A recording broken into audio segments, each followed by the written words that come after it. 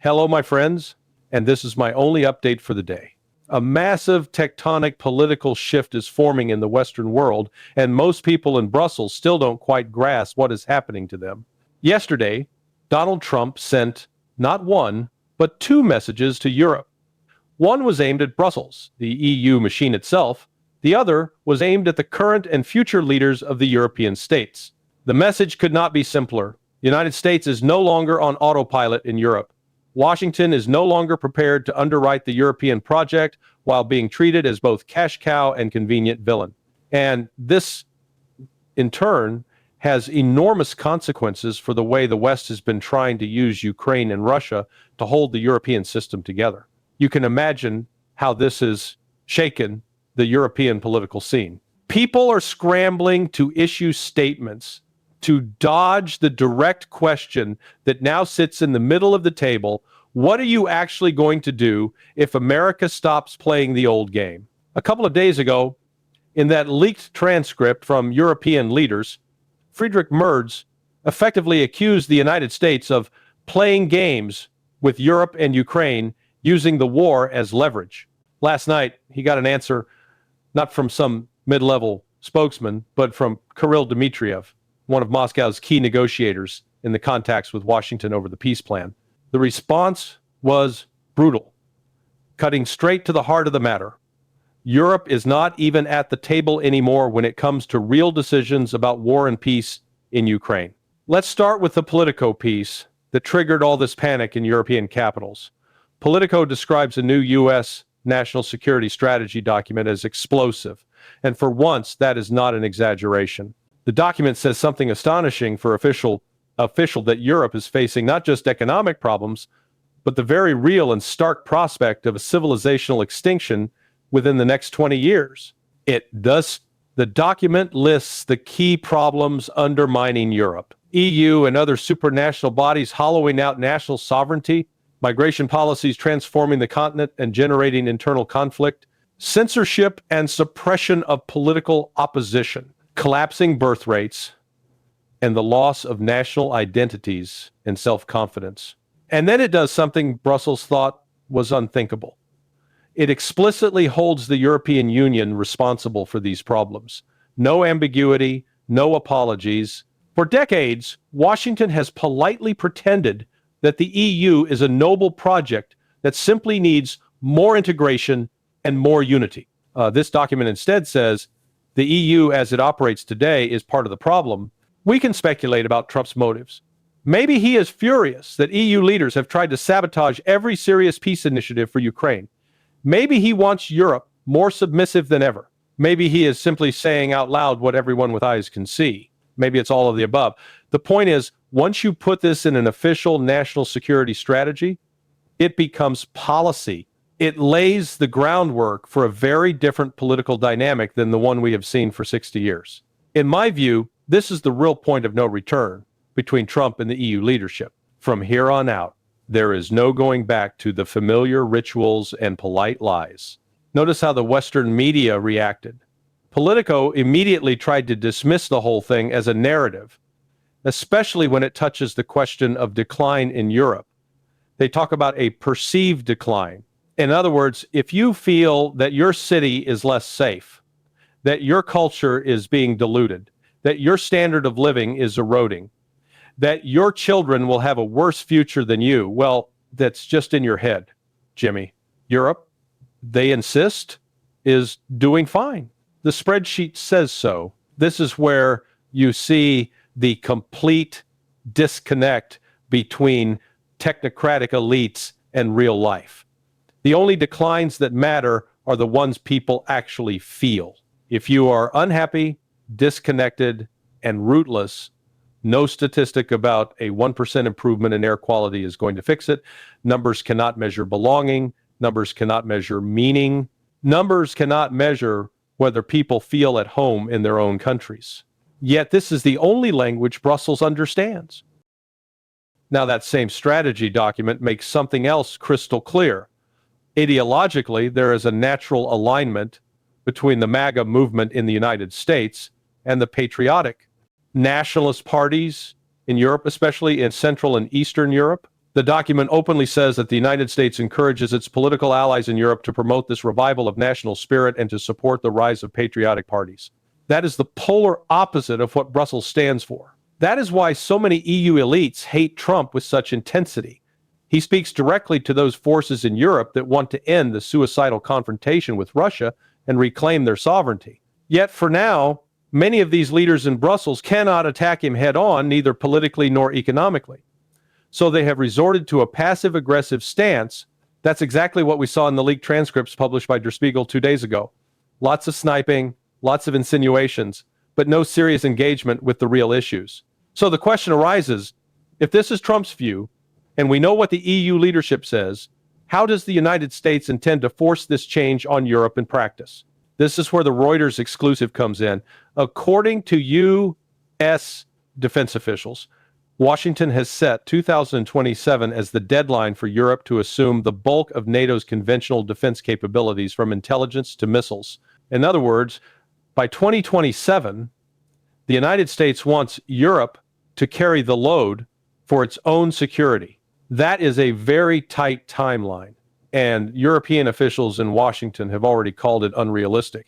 But more important than the calendar is the logic behind it. Europe's security architecture since 1945 has been built on one simple assumption: the Americans will always be there. NATO has been Europe's security arm, and in recent years, Europe has been reduced in practice to the EU. Therefore, NATO has effectively become the security arm of the EU. If the United States now says, we are pulling back, you handle this yourself, then the whole EU project is exposed as a hollow shell. Without security, there is no union. So if the shield is no longer coming from Washington, where is it going to come from? The European narrative is, we must build our own security. Fine. With what money? With what manpower?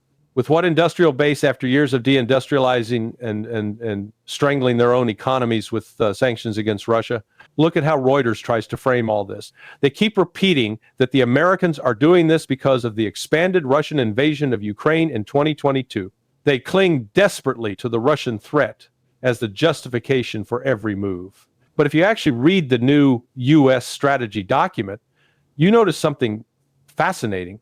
Russia is not listed as a long-term existential threat to European security.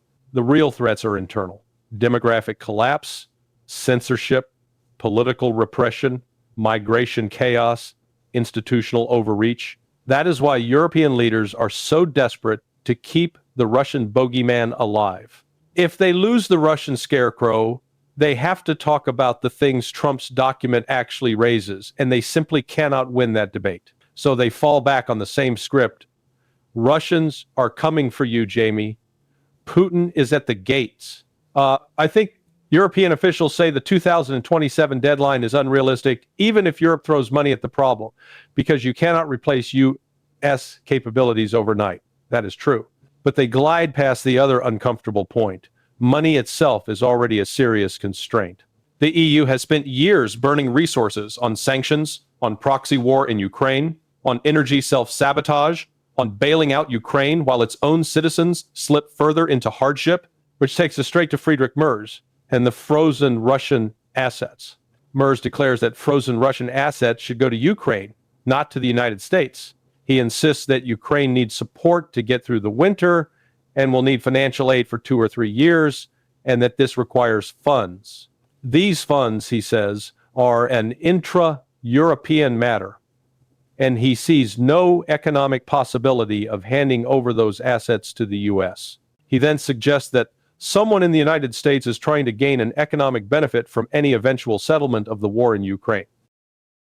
In other words, Merz accuses Trump and his circle of wanting to profit from the Russian-Ukrainian conflict and any future deal. That is why I say the gloves are coming off. Trump dropped his gloves when he signed that national security strategy. Now, Merz drops his when he implies that Washington wants to cash in on peace. But notice what is completely absent from Merz's moral outrage: Russia. He never even contemplates the possibility that these assets might someday have to be returned to the country they were stolen from. The only question in his mind is whether the money goes to Kyiv or to Washington. Moscow apparently does not exist. This is where Kirill Dmitriev comes in. Dmitriev, representing the Kremlin in its contacts with the United States on the peace plan, responded to Merz's leaked comments with scathing clarity. He mocks Merz for accusing the Americans of playing games with Europe and Ukraine.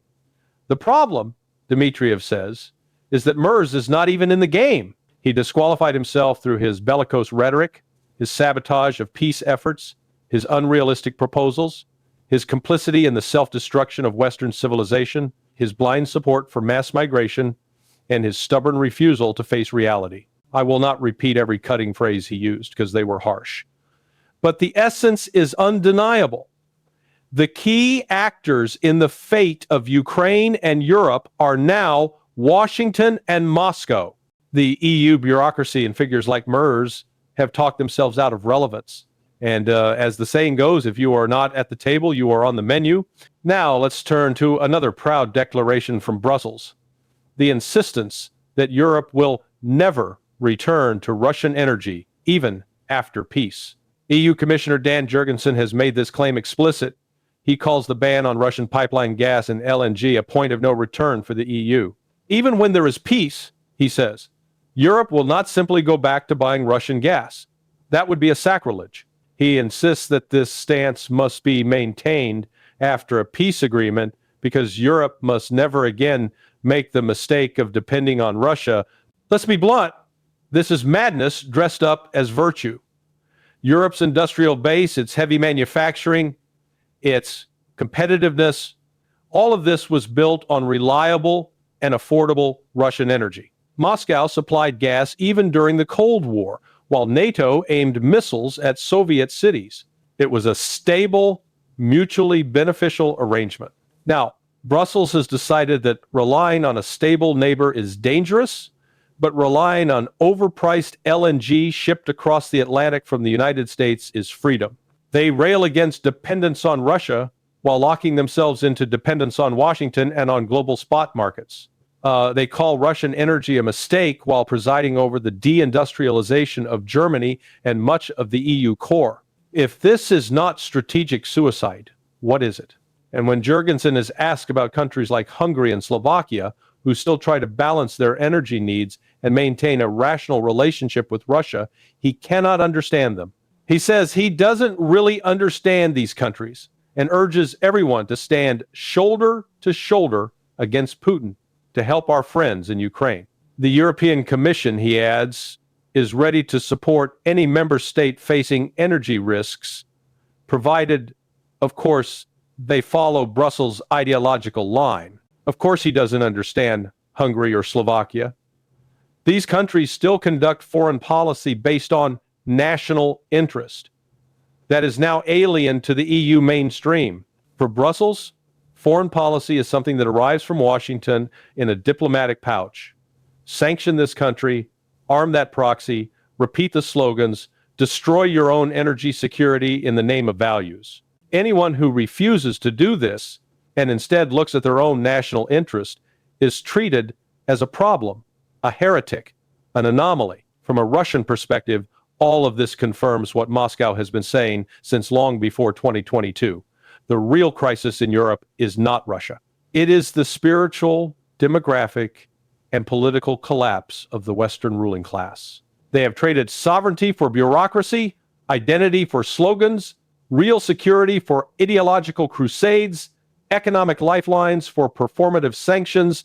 They have used Ukraine not as a partner, but as a disposable battering ram against Russia while destroying Ukraine itself in the process.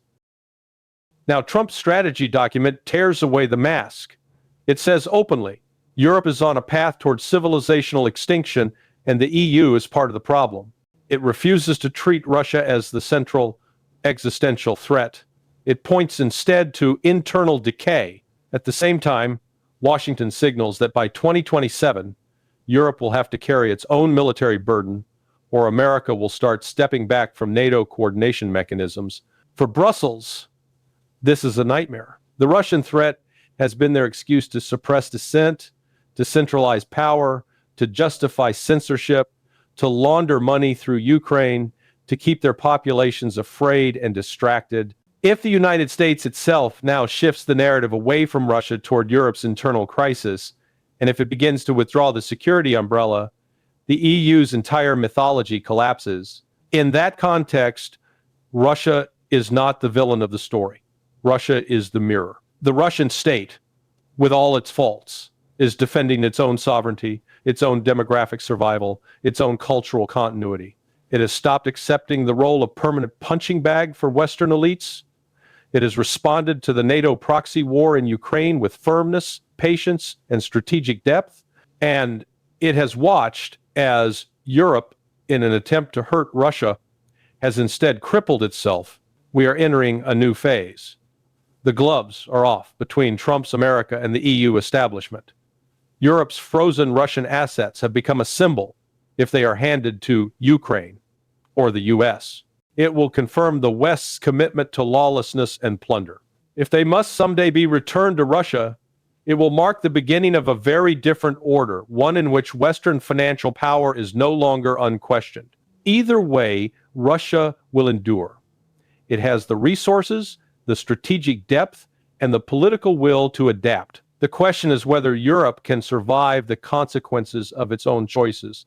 The abandonment of Russian energy, the weaponization of Ukraine, the refusal to talk honestly about demographic collapse and cultural erosion, the fanatical loyalty to a geopolitical script that is already failing. What we are witnessing is not the extinction of civilization in Moscow.